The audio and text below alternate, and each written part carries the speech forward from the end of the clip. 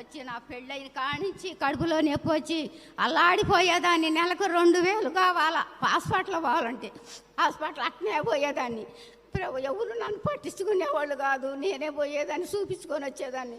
ఆ నొప్పి తర్వాత సగంలో చెల్లెలు అందొక తీర్మానం చేసుకుంటే ఆ నొప్పి తగ్గిపోయింది అంది. అందుకని ఒక తీర్మానం చేసుకున్న తర్వాత కడుపులో నొప్పి తగ్గిపోయింది. మా వారు మంచంలో ఉన్నాడు. మంచంలో ఉండి అయ్యో ఏ పాస్టర్ గారు వచ్చినా కూడా ఏంది మా దేవుడు గొప్ప దేవుడు ఉన్నాడు, నువ్వు వచ్చేది ఏంది, మాకు చెప్పేది ఏందని ఎల్లగొట్టేవాడు. ఇంటికి వచ్చి ప్రార్థన చేసుకునేవాడే కాదు. అసంటే అప్పుడు సాగు బతుకుల్లో ఉన్నాడు అని అప్పుడు అన్నాడు, నేను బతుకుతాను మా పాస్టర్ గారిని పిలిపించి మా తమ్ముడు గారింటికి పాస్టర్ గారు వచ్చారు.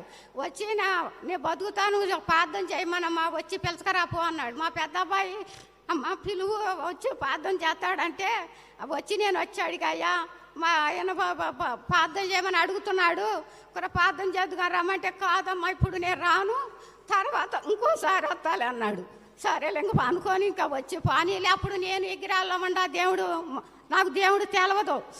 ఇంకా పోయి ఇంటికి పోయి చెప్పా రానన్నాళ్ళు, ఇంకోసారి వస్తానన్నాడు అని మా అబ్బాయితో అంటే సరేలే అన్నాడు. అన్న 3 రోజులకే మనిషి చనిపోయాడు.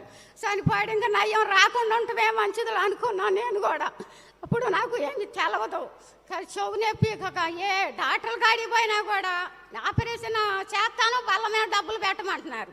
అయ్యా నా దగ్గర ధనం లేదు, నేను ఏం చేయాలని ఆలోచించుకొని ఒక తీర్మానం చేసుకున్న తర్వాత అయ్యగారికి చెప్పా ప్రార్థన చేపించుకున్న తర్వాత నీకు ఆ చెవు నొప్పి గురించి ఆపరేషన్ జరగదమ్మా, నీకు మామూలుగా